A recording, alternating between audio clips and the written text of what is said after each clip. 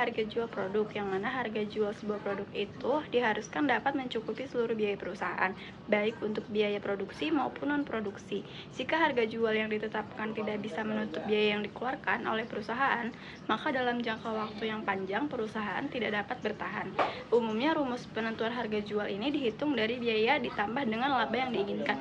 Misalnya, harga pokok suatu produk itu 50.000, maka perusahaan harus menentukan harga lebih dari 50.000 untuk menambah laba yang diinginkan.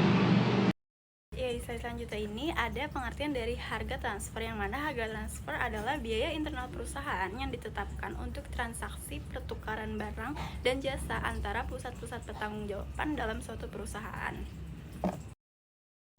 Kemudian di sini ada keputusan penetapan harga. Yang pertama, cost plus pricing, yang mana perhitungan semua biaya-biaya langsung dan menambah biaya overhead produksi sehingga menggambarkan keseluruhan biaya produksi. Yang kedua ada target costing, yaitu pihak manajemen menetapkan target harga dengan mempertimbangkan harga pasar saham dalam presentasi keuntungan. Yang ketiga ada transfer internal price, yaitu harga atas transaksi internal perusahaan.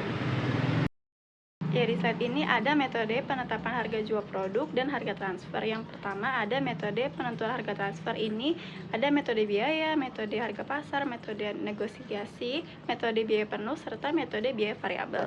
Yang kedua ada metode penentuan harga pokok produksi.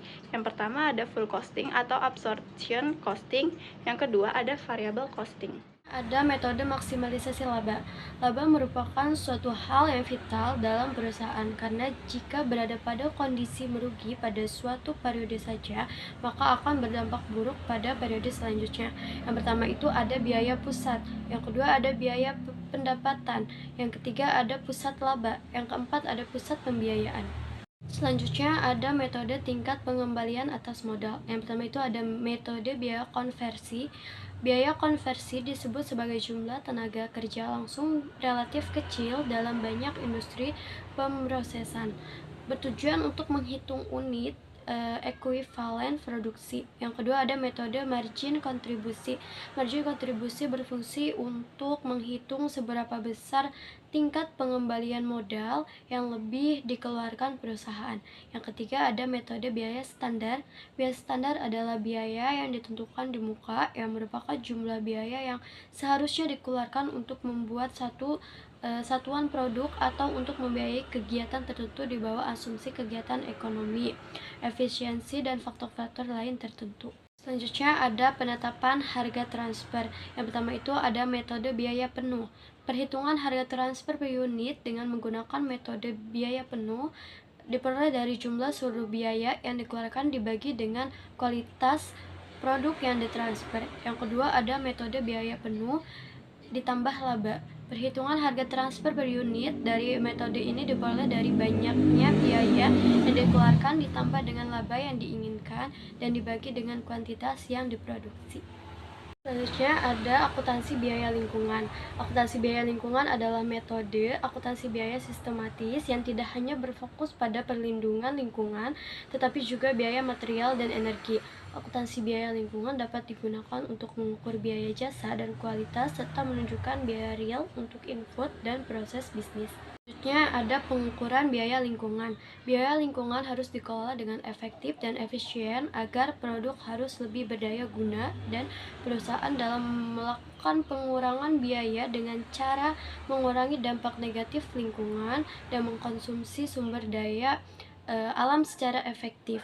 Pelaporan biaya lingkungan menurut kategori memberikan dua hasil yang penting, antara lain yang pertama dampak biaya lingkungan terhadap profitabilitas perusahaan, yang kedua jumlah relatif yang dihabiskan untuk setiap kategori. Selanjutnya, pembeban biaya lingkungan. Perusahaan harus dapat menentukan bagaimana membebankan biaya lingkungan ke produk dan proses. Beberapa hal perlu mendapatkan perhatian, di antaranya yaitu biaya lingkungan penuh atau biaya privat penuh, biaya lingkungan berbasis fungsi atau berbasis aktivitas. biaya lingkungan yang berhubungan dengan produk dan proses. Biaya lingkungan terhadap produksi sebuah barang adalah sebuah aktivitas bisnis atau industri yang memproduksi suatu barang, maka harus dapat dianalisis biaya lingkungannya.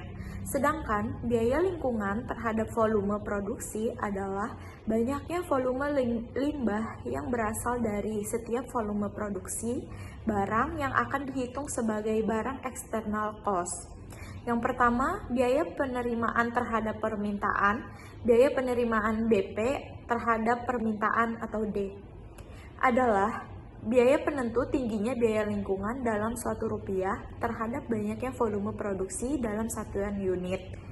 Yang kedua, biaya sosial marginat terhadap permintaan biaya sosial terhadap permintaan, merupakan biaya penentu tingginya biaya lingkungan dalam satuan rupiah terhadap banyaknya volume produksi dalam satuan unit.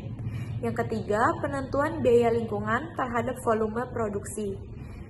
Penentuan biaya lingkungan terhadap volume lingkungan merupakan suatu cara untuk menentukan tinggi biaya lingkungan dan besar volume produksi yang dikatakan secara ideal setelah memperhitungkan besar BP dan BS. Akuntansi pertanggungjawaban lingkungan berbasis strategi.